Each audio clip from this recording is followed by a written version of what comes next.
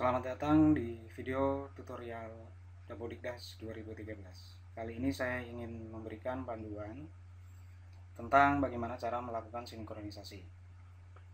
Perlu Anda ketahui bahwa proses sinkronisasi adalah proses menyamakan data di aplikasi dengan di server. Apabila ada perubahan data di aplikasi, maka data akan menimpa server, dan apabila ada perubahan data di server, maka data tersebut akan menimpa data di aplikasi. Baik, kita langsung saja lakukan sinkronisasi. Kita lihat di sini ada tabel namanya data yang mengalami perubahan. Jika data yang mengalami perubahan ini kosong, artinya tidak ada data yang akan dikirimkan ke server. Oleh karena itu, mari kita coba contohkan satu. Kita ubah data, misalkan di PTK kita ubah nama PTK,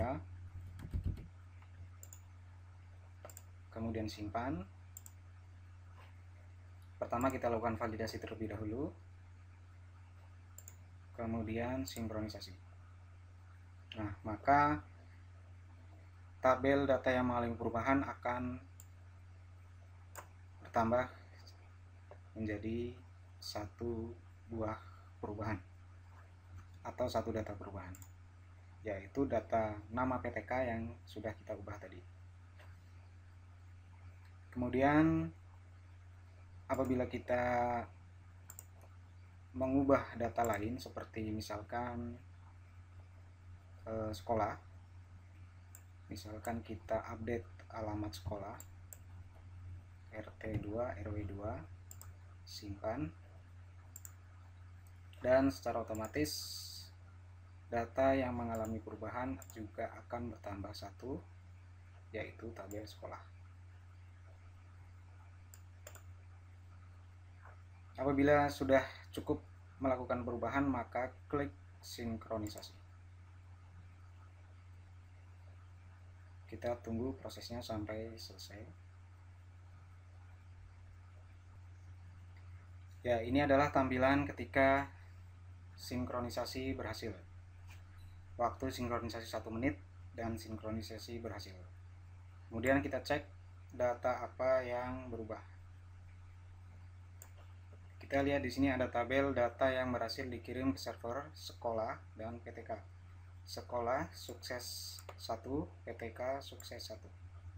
Maka secara otomatis data PTK dan sekolah yang telah kita update tadi berhasil masuk ke server. Dan ketika kita klik reload,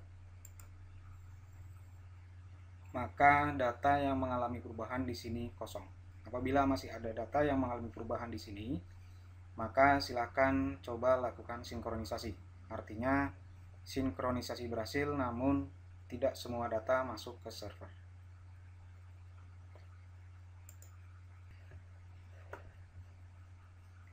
Kemudian proses sinkronisasi ini juga memungkinkan perubahan data dari server menimpa data di aplikasi.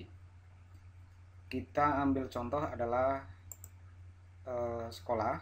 Di tabel sekolah kita ketahui bahwa nama, NSS, NPSN, bentuk pendidikan, dan status sekolah ini tidak bisa diubah di aplikasi.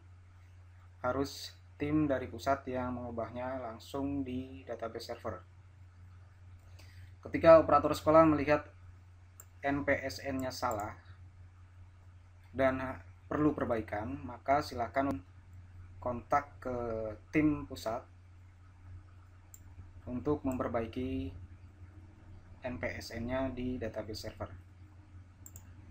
Ketika tim pusat telah mengkonfirmasi bahwa data NPSN sudah diupdate, maka silakan tinggal lakukan sinkronisasi. Oke, misalkan NPSN ini 40604899 harus diperbaiki menjadi 40604822 misalkan. Setelah tim pusat mengkonfirmasi bahwa NPSN sudah diperbaiki, silakan lakukan sinkronisasi lagi.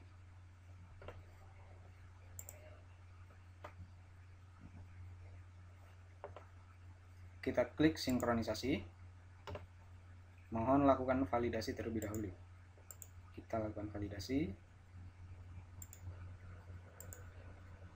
dan sinkronisasi. Kita tunggu prosesnya sampai selesai. Ya, ini tampilan ketika proses sinkronisasi berhasil. Waktu sinkronisasi 48 detik dan sinkronisasi berhasil. Kita cek ada data apa yang berubah. Kita lihat di sini data yang masuk atau data yang berhasil masuk ke lokal adalah di tabel sekolah sukses 1, yaitu NPSN yang sudah kita laporkan ke tim pusat. Kita close dan kita refresh aplikasi.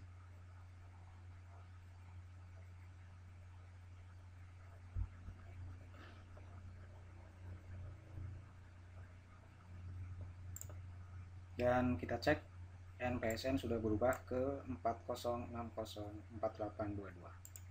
Artinya perubahan di server berhasil menimpa data di aplikasi. Baik rekan-rekan operator semuanya, itu tadi sedikit panduan tentang bagaimana cara melakukan sinkronisasi. Hal-hal yang penting yang perlu Anda ketahui bahwa pertama, sinkronisasi hanya mengupdate data yang berubah saja. Apabila kita melakukan perubahan di tabel PTK, misalkan kita mengubah nama, maka hanya PTK saja yang kita kirimkan ke server. Apabila ada perubahan di tabel lain, misalkan di sekolah, seperti alamat misalkan, kita simpan.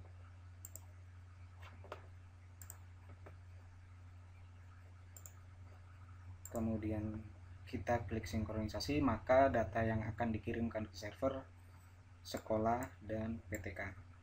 PTK kita ubah nama PTK-nya dan sekolah kita ubah alamatnya.